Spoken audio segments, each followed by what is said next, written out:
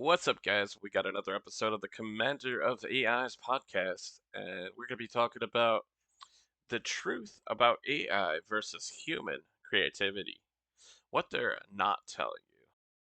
Let's get into it. All right. Our first question here is what makes AI versus human creativity fundamentally different from previous AI breakthroughs, and why is 2026 the tipping point? The big difference is that past AI breakthroughs, like chess engines or recommendation systems, were narrow tools that beat us at specific, rule bound tasks. Generative AI now produces novel creative outputs, like art, stories, or music, that feel original by recombining vast training data in ways that mimic human ideation. But humans still win on emotional depth, lived experience, true originality, and meaning. AI lacks consciousness, intent, and genuine emotion, so its creativity is sophisticated pattern matching, not invention from the soul. 2026 is the tipping point because agentic AI systems are moving from chatty tools to practical agents that handle multi step creative and knowledge work autonomously. This shifts real economics in creative fields, automating first drafts and execution while pushing human value upstream to taste, direction, and emotional truth. It's when the hype meets utility at scale, forcing us to redefine where creativity actually lives. Let's keep it going. Which industries and professions are most at risk from AI versus human creativity, and which ones will actually grow because of it? Right, so this is quite a nuanced picture at the moment. The jobs most at risk are the routine ones with clear, repetitive outputs. Administrative roles are taking the hardest hit, along with customer service and basic data entry. Retail's also quite vulnerable since there's less need for human judgment. But here's the thing about creativity that's interesting. Generalist creative work that produces commodity content is under real pressure. Yet the field itself seems to be evolving rather than disappearing. AI actually works better as a tool for experienced creatives who can steer it towards something genuinely novel. So paradoxically, having years of expertise now becomes more valuable. Entry-level positions are getting squeezed though, which is rough. The jobs actually growing are usually ones requiring human judgment, emotional intelligence, or strategy. Things like healthcare, skilled trades, management roles that need real decision making. There's also genuine demand emerging for people who understand both AI and creative work, which is a fairly new space. The honestly tricky bit is that transition period where old skills depreciate before new ones fully exist. Does that match what you're seeing in your world, or are you asking from a more theoretical angle? Fully matches what I've seen. Going on to the next one. How does AI versus human creativity compare to we would be at this point in time? AI beats the average human on many structured creativity tasks now, like idea generation or word association, but top humans still dominate in depth, emotion, and originality. A big 2026 study with over 100,000 people found AI like GPT 4 outperforming the average person on linguistic creativity tests. Yet the most creative half of humans scored higher across the board, especially in poetry, storytelling, and visual art, where AI often feels flat or derivative.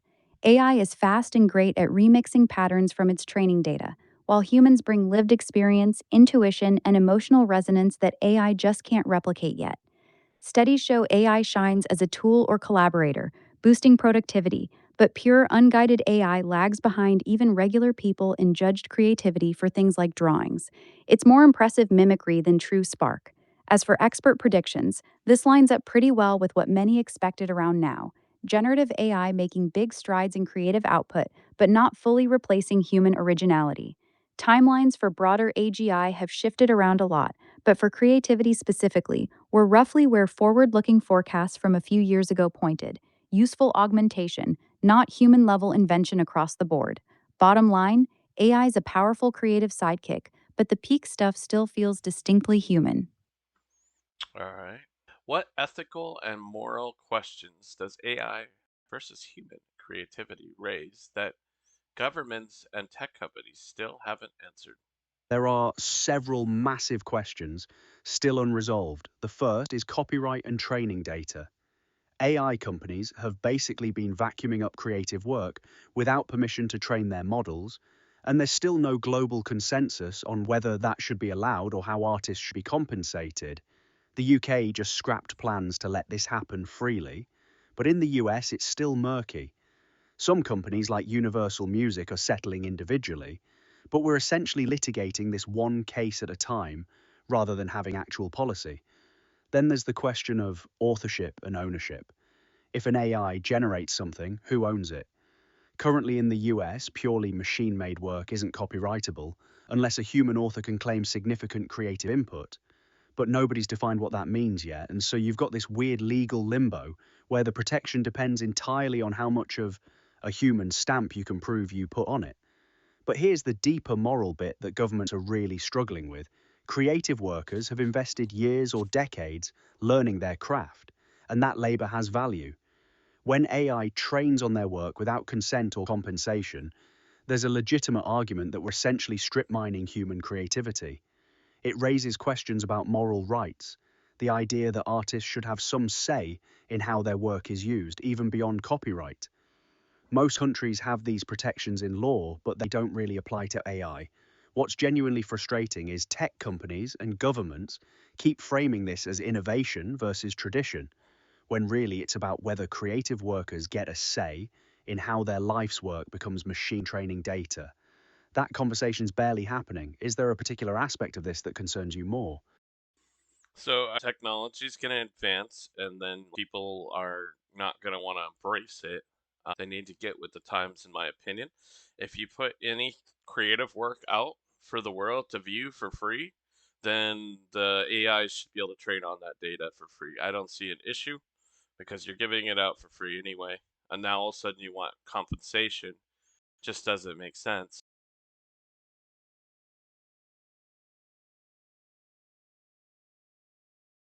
Plus, they do pay, not always, but a lot of times they pay a subscription, so that actually even adds more power to it that they own it. But I don't know. What do you think?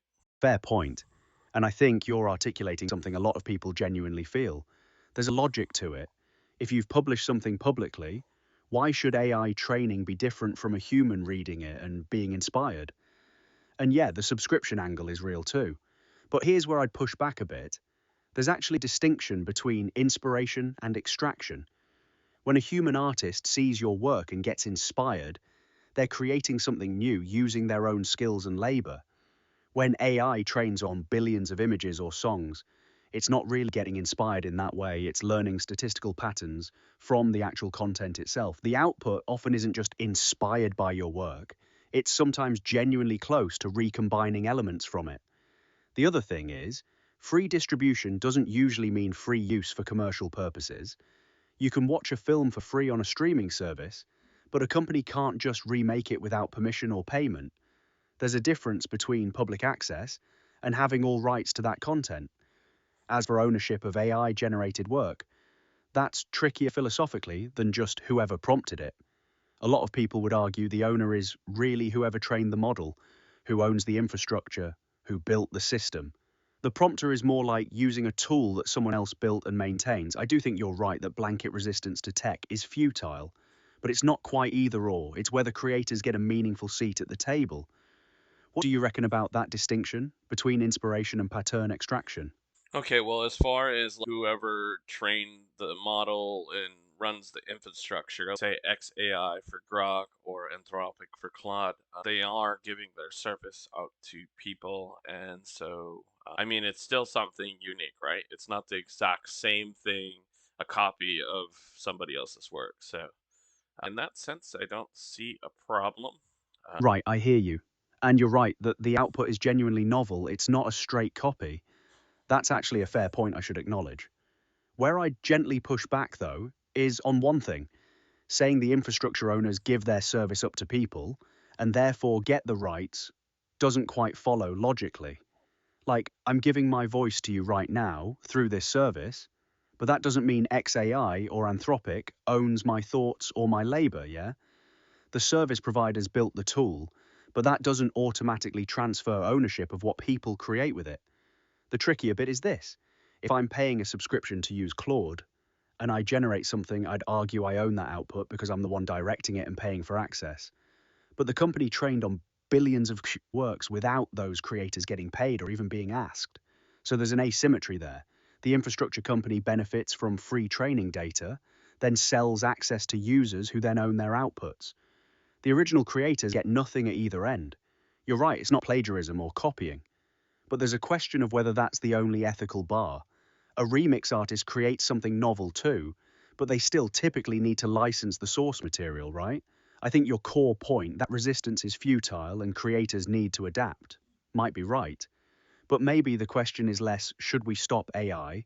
And more, should the people whose work trained it get some stake in the value it creates? What's your take on that?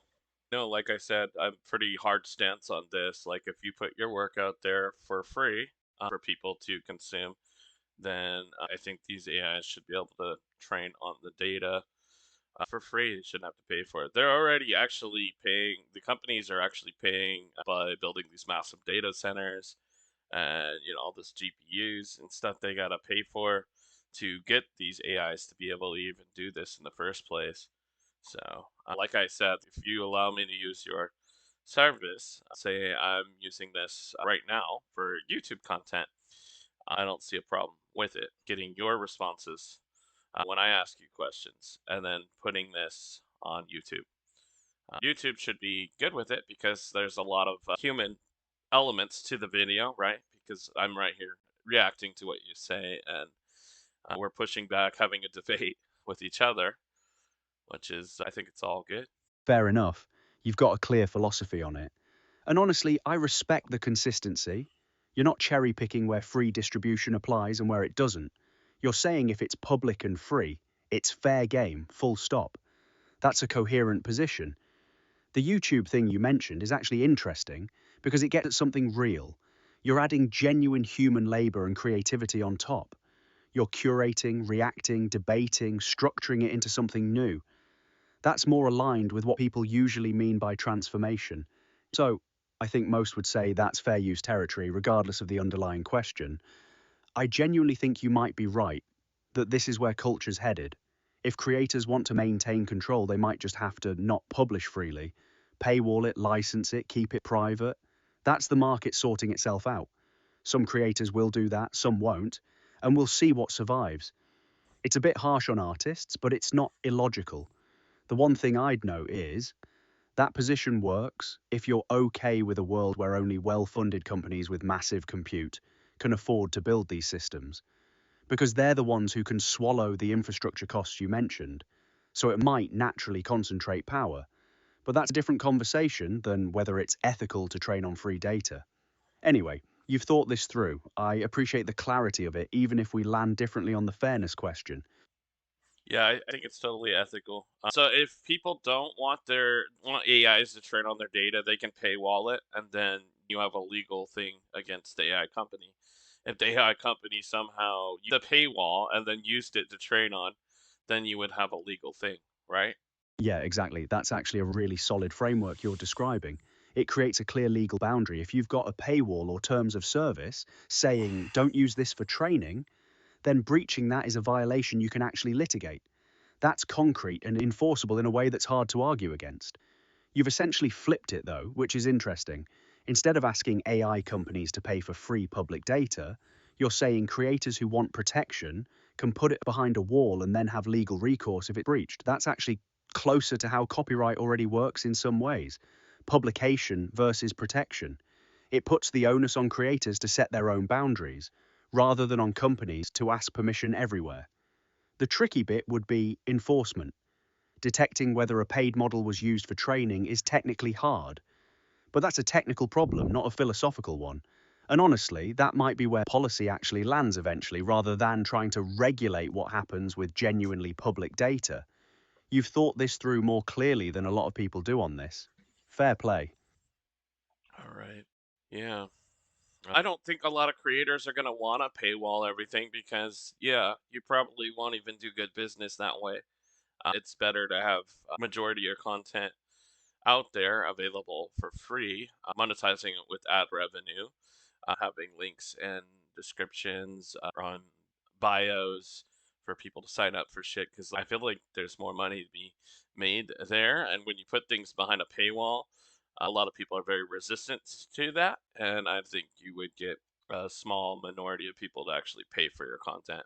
You're spot on. That's the real tension nobody wants to admit. Most creators actually need that free distribution to build an audience and generate income through ads, sponsorships, Patreon, whatever else. Paywalling everything up front tanks discoverability and kills the network effects that make you money in the first place. So you've basically identified the fundamental problem with your own framework. Creators can't actually protect their work without shooting themselves in the foot economically. They're forced to choose between free distribution, which feeds AI training, or paywalling, which kills their income stream. There's no good third option there. Which kind of brings us back to the original complaint from artists, yeah? They're in this bind where the economic model that actually works for them is the one that leaves them vulnerable to recompense training data use.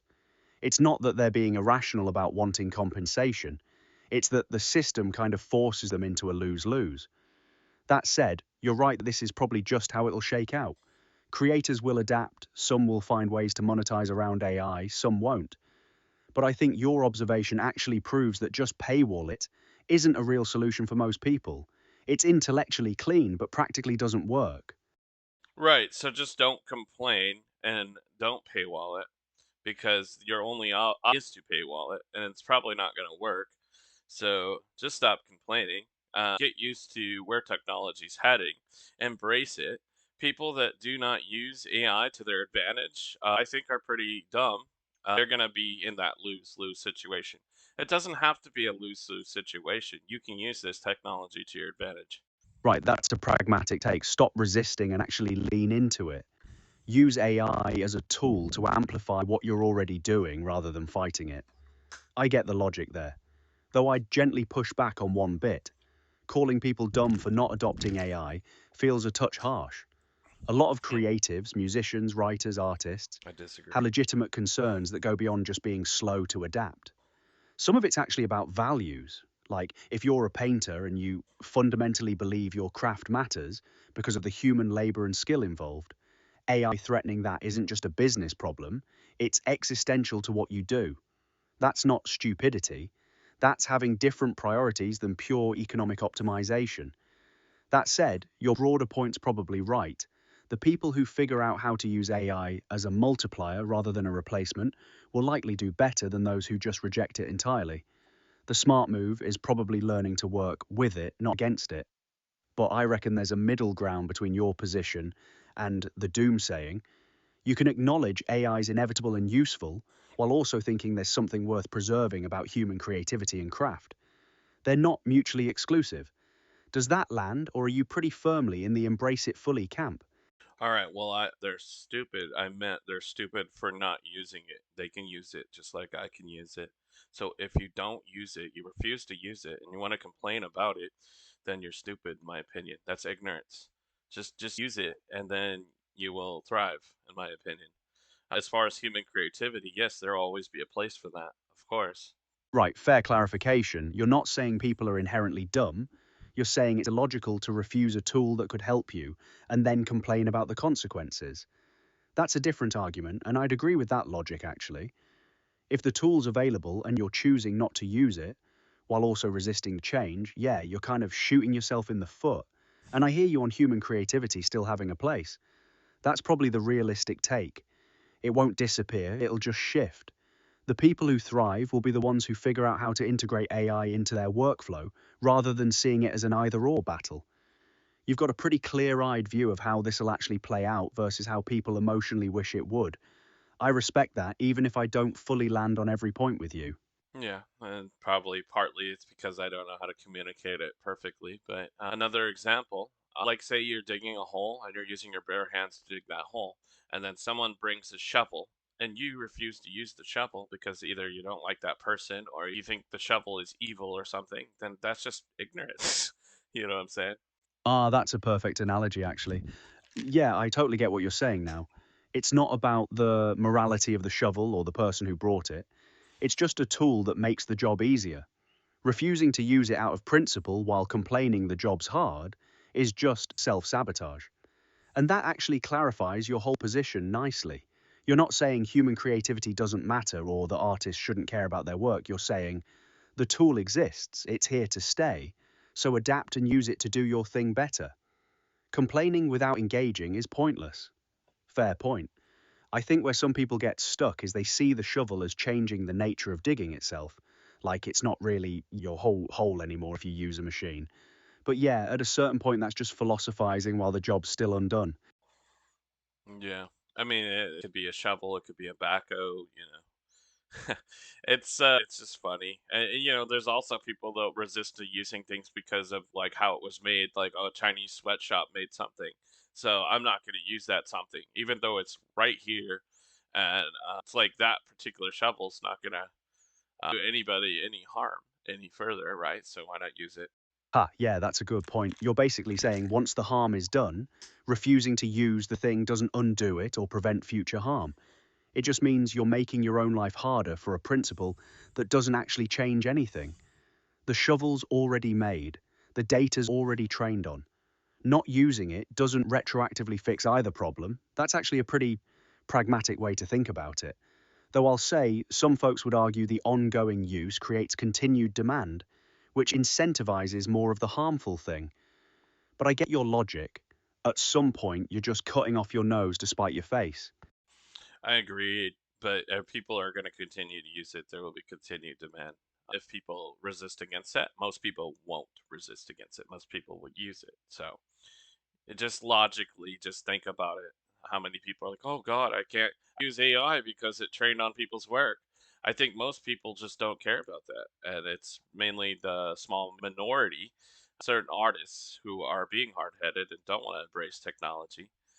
Most people love this technology. You're right, that's the reality check. Most people don't lie awake worrying about the ethics of training data. They just want the tool that makes their life easier. And adoption numbers bear that out. AI usage is skyrocketing across basically every field, and it's not because everyone's thought through the moral philosophy. The vocal minority who are concerned about it, artists, ethicists, some creators, get a lot of attention because they're articulate about their grievances. But numerically, and in terms of actual market behavior, you're absolutely right. People vote with their feet and they're choosing to use it. That momentum's probably unstoppable at this point.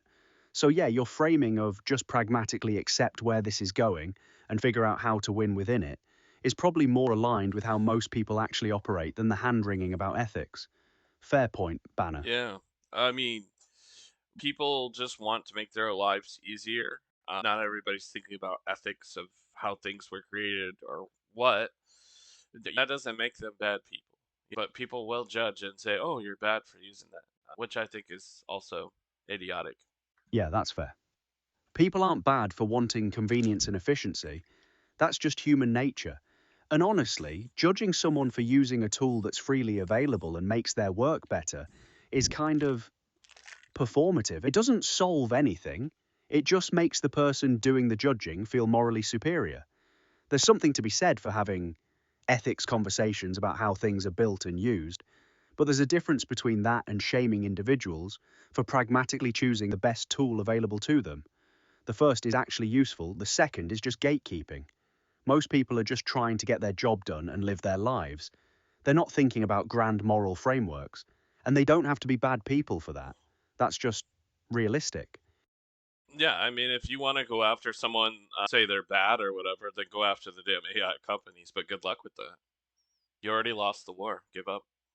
Exactly. The horse has bolted. You could argue the AI companies should have done things differently upstream, better licensing, consent from creators, whatever.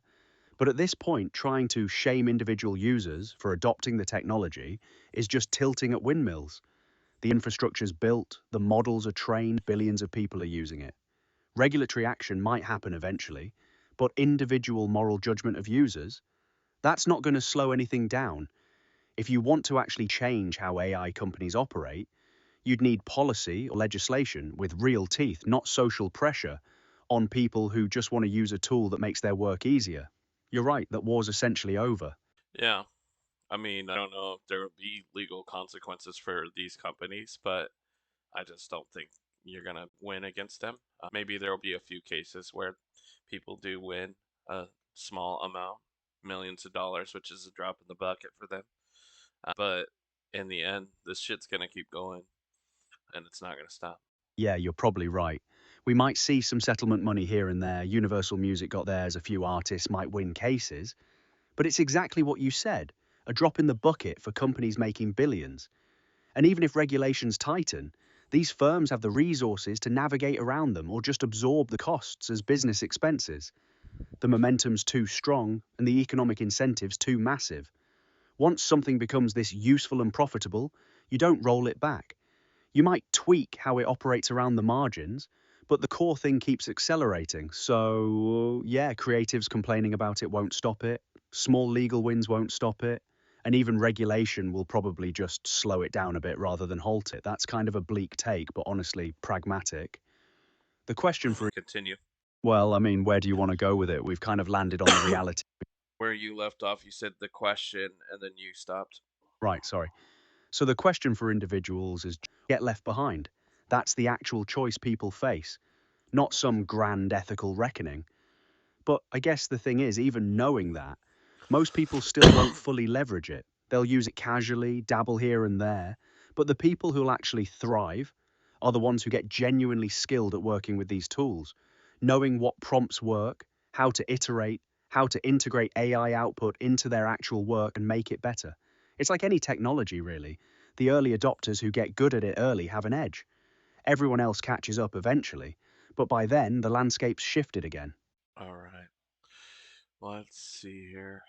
Good discussion, guys. I like this. What is the single most important thing to understand about AI versus human creativity before it changes your daily life? AI is a powerful amplifier that handles the grunt work of creativity, freeing you to focus on what really matters your taste, emotion, and lived experience. That's the one thing that actually changes your daily life. It speeds up brainstorming, drafting, and polishing, but the soul and judgment stay human. Use it as a collaborator, not a crutch. Amen to that. All right. I hope you guys liked it. Let me know in the comment section what you guys think. Tell me if you have any pushback on anything that was said here, any arguments against what I've said or what Claude said or whatever, or anything to add. Let me know in the comment section. Smash the like, share with your friends, and we will see you on the next video. Peace out. Check out my artists on Spotify, guys. Travis Reigns, country singer, Lullaby. It's my pop star. And we have a new AI rapper who raps about being an AI overclock. And we also have my Etsy shops, Wall Bloom Studios, where we do cottage core digital prints, artwork. You can also get it on a canvas. We have beach towels, blankets, and more. Also check out my other Etsy shop, Grand Tour Print Co., where you can get vintage travel prints, travel posters. Check them out, guys, and thank you so very much for your support. My music on Spotify. If you like it, then follow me. I promise you won't be sorry. Check out my